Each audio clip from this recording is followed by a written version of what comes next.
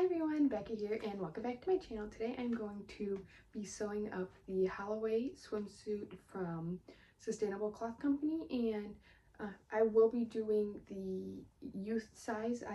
This is what I sewed up for myself. I'm doing the exact same style as this, so I will be sewing up basically a matching swimsuit for my daughter. It will be a size 5 just for reference, but I am doing, this is the sleeveless style with a keyhole cut out in the front and the back, and this is the elastic leg band styles. So I will walk you through all of these steps on how to complete this, and I will talk about this will be the same if you're doing eraser back, and I'll talk about kind of just where you add your waistband if you're doing the two-piece, or if you're doing the leg bands. I'll talk about that a little bit. So this will be helpful for your adult styles and your youth styles and any styles. I kind of touch on all of them a little bit on how they differ. So if you're needing any help on any of those, make sure you can watch this, and I hope that it helps. Let's get started.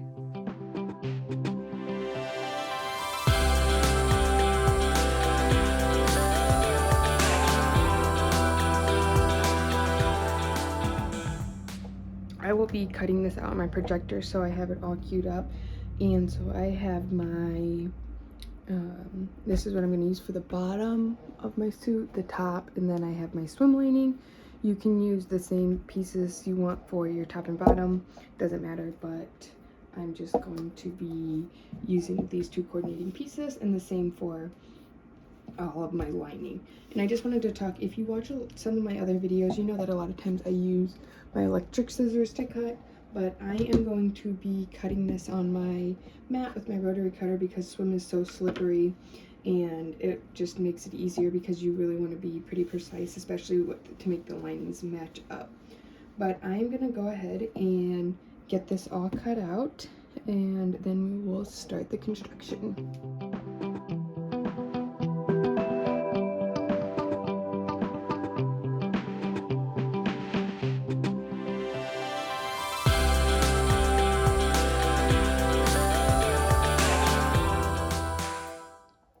Alright, I got everything cut out, and every single piece of your swim main fabric that you cut out should have a exact match of your lining fabric. So you should have a front, a back, a top, and a front and back bottom. Now I'm doing the one piece. Everything is relatively the same if you're doing a two-piece. The main difference when you're cutting out is you will need waistbands for your top and bottom, and your bottoms will be cut with a much lower rise to account for that waistband. But I did the front and back keyhole, so I have that, and as I mentioned, I'm doing just the basic sleeveless style. So I cut down on the lower strap of that instead of on the high strap, which is for the ties. The first thing that we're going to do is we are going to sew our pieces together. So we're just going to kind of batch them all here real quick. So the first thing is we're going to take our front and back top pieces, and we're going to sew each shoulder piece. We're going to do the same with our lining. We are going to put it, these are all going to be right sides together. Okay, so then we're going to line up our shoulder pieces for our lining, and we are going to sew these shoulders here as well, and these all have a 1/4 of an inch seam allowance. So then we will take our bottoms and the lining, we will put together front and back, and we will sew up each side and the crotch. So we're going to sew up here, here, and here, and then again we're going to do the same thing with our main pieces. We're going to sew here and then up both sides. So I'm going to go ahead and do that, and again, both shoulders, side seams, crotch seam, side seams, and crotch. Once you have those sewn up, it is going to look like this. So your bottoms are going to look like bottoms, basically. Like you could try them on at this point, but we are going to just set those aside for now. And I did want to talk about real quick, just if you were doing the other styles, if you were doing the razorback, then these steps are going to basically be the same. Your back piece is just going to look a little bit different. What we are going to do is we are going to open up one of our pieces, and we are going to then take our lining piece, and we're going to make sure we have the fronts on the front and the back on the back and right sides together, and we're going to line up our shoulder seams, and we are going to sew our neck hole. So we're going to line up these seams and line up our raw edges here, and we were going to just go over, and we're going to go all the way around this neck hole. All right, so I sewed, you can see the neck hole is sewn all the way around there. And what we're gonna do next is we are going to flip this right sides out. So we're going to take one layer and pull it through the neck hole and flip it out. So now it is going to look like this. And we are going to be doing burrito roll for the arm side because this is the sleeveless. So if you are not familiar with the burrito roll, I'll do a quick little tutorial here. But so what we are going to do is I like to just roll up my side I'm not going to do, and then I take my other side and just kind of wrap it around like so. So when you have this all set and ready, your inside is all tucked inside, and the hardest part is up here at the shoulder seam, especially on these smaller sizes, because there's a bunch of fabric in there. So then you're just going to pin together your right sides together and with the raw edges, and then you're just going to sew that up all the way around here, and just be very careful up here to not catch your other fabric in there when you sew that up. Once you sewed that arm side, it's going to look like this, and it looks a little weird, basically like a burrito. But what you're going to do is you're going to just come from one side, and you're just going to pull it out and flatten it out, and then look at how nice that is. And so it's going to hide your seams. But so another way you can, the same thing but just kind of a way to lay it out, is you just kind of open up your bodice or your main fabric and your lining and pull this on it and fold it over, and again you're just going to stitch that up and pull it through just like we did on the other side. All right, I went ahead and sewed up this arm side, and again we're just going to pull it through. And if you are not doing a keyhole, then we'll move on to the next step, but I am doing a front and back keyhole, so these steps are going to be the same, but we are going to be doing a burrito roll method here, just like we did with the arms, but we're going to do it for the keyhole. But this one's a little bit easier, so we're just going to open up our front bodice here, or your back bodice, whichever one you're doing your keyhole on, push the other side over, and then fold up here, and we are just going to sew up this curve. We don't have to sew on the sides, just sew up this curve. So I'm going to go ahead and do that and be back. So you can see here I sewed up the curve, and we have the rest of our fabric out here.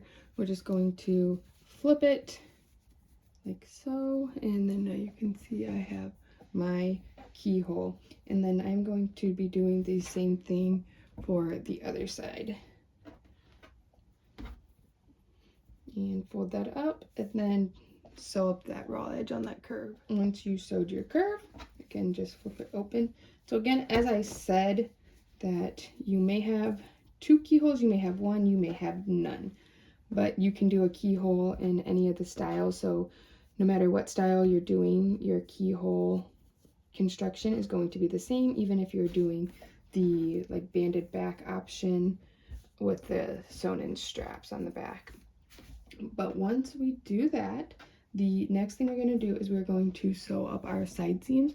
So we are going to flip this over kind of here, and we're going to line up our main fabrics with right sides together and pin those, and we're going to line up your seam here and then your lining fabrics again with right sides together, and then we are going to stitch all the way across over that seam and onto your lining.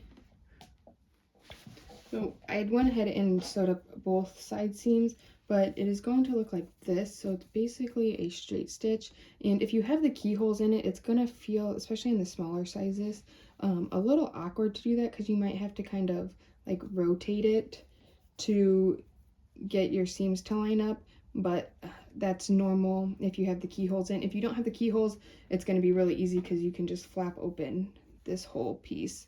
But once you have those sewn, it is going to look like this. And so you have your bodice is now done.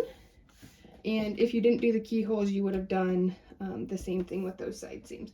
But what we're going to do next is we are going to take our bottom pieces and we are going to turn our main fabric right sides out, and we are going to take our lining, keeping it wrong sides out, and we are simply going to slide it in here with wrong sides together. And we want to line up the seams, and we want to make sure we have the fronts touching the fronts and the backs touching the backs.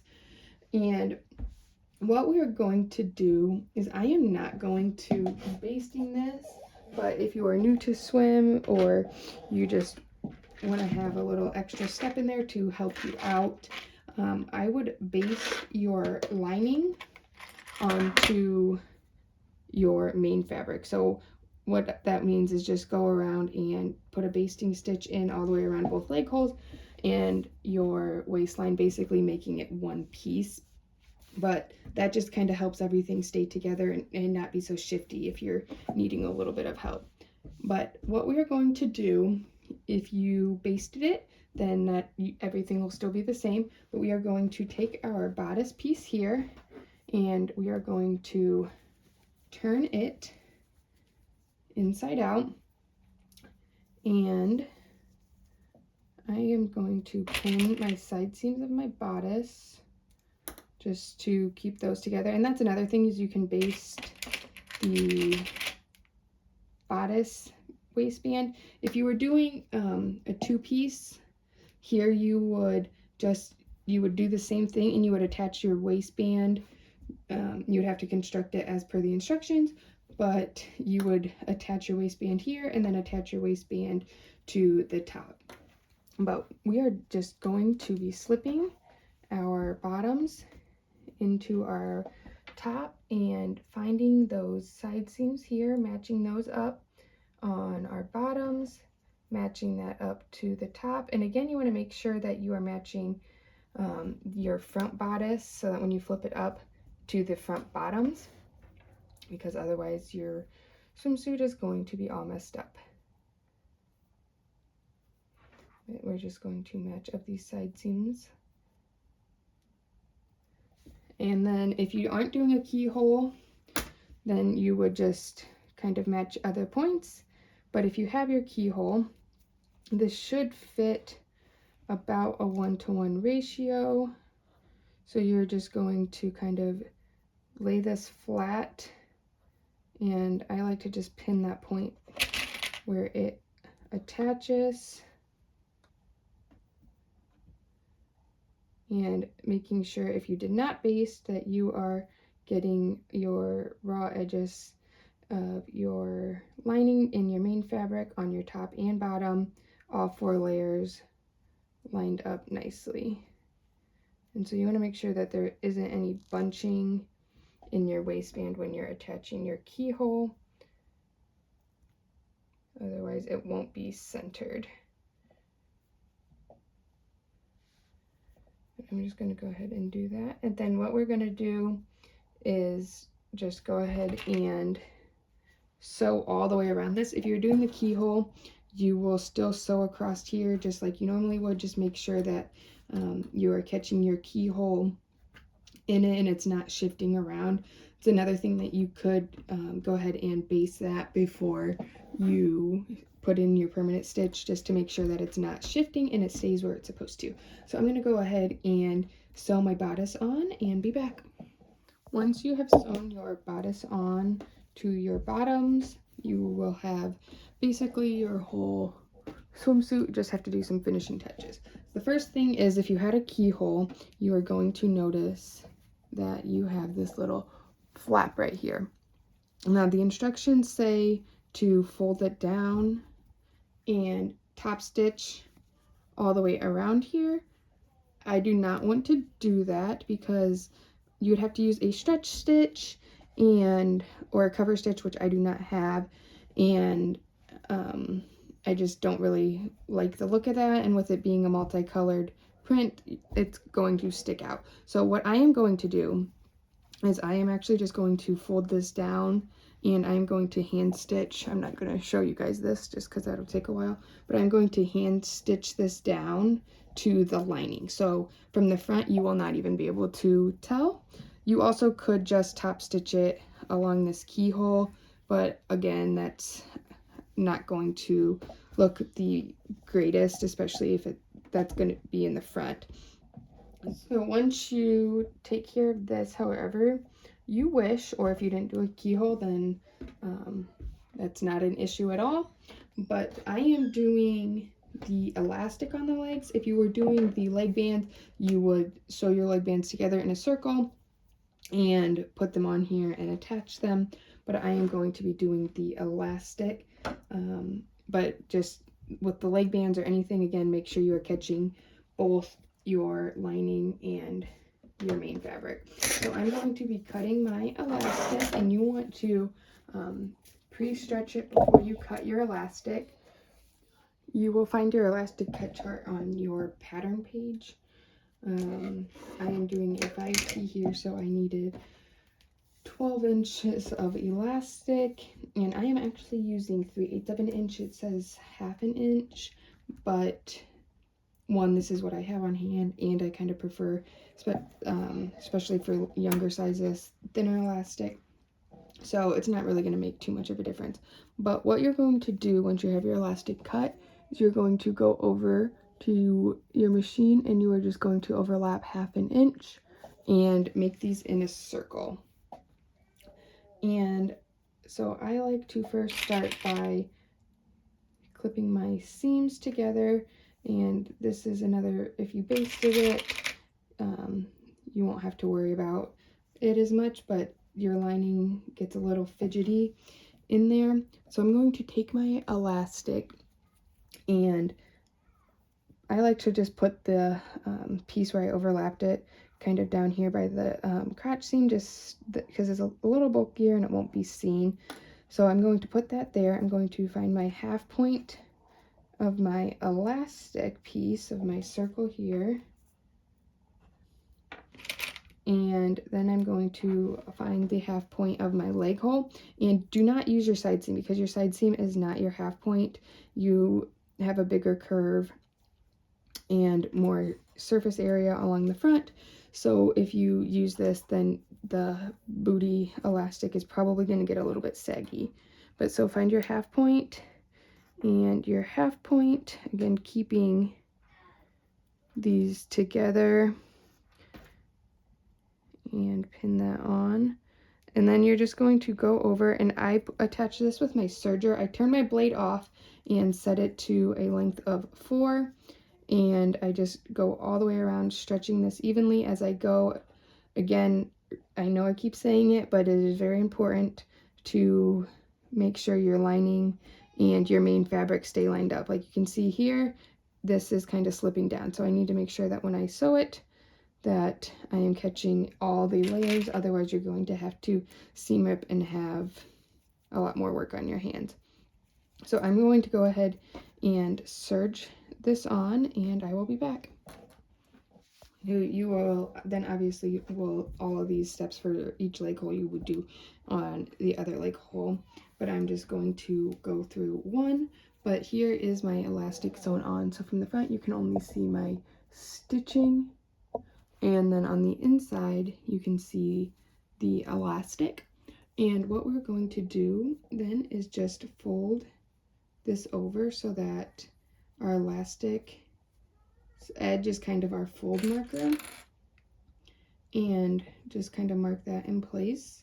So you want it to be not pulling, but you want it to be tight around the top of the elastic. You don't want it to have any extra going over the top. So I just put a couple pins in there and fold it around. And then what you're going to do is you are going to go and top stitch this down. I will do a zigzag stitch and just go all the way around. I like to start my stitching in the crotch seam so that my back stitching and stuff isn't seen. So you'll just go and top stitch this down. Again, you are going to stretch it slightly so that it is taut with your fabric as you are stitching it, and kind of just do it in sections all the way around. So once you attach your elastic to both legs and you top stitch it, you are done, and I will just show you here my top stitching. I did go ahead and do a triple zigzag stitch. That's really good for top stitching elastic. You could just do a basic zigzag stitch if you wanted over the top of that, or if you have a cover stitch, that would work as well. But here is the finished result, and it is so cute. It's gonna look really cute on my daughter, and I can't wait to get some matching pics with us in these. I also wanted to show you too, I did go ahead and stitch this down, so from the front you can't tell anything there, and on the back you really can't see it either, but I did just go ahead and I just did like a whip stitch. You just want to make sure if you're doing that method, you don't want it to be too tight, because you do still want that to have a little bit of stretch in it.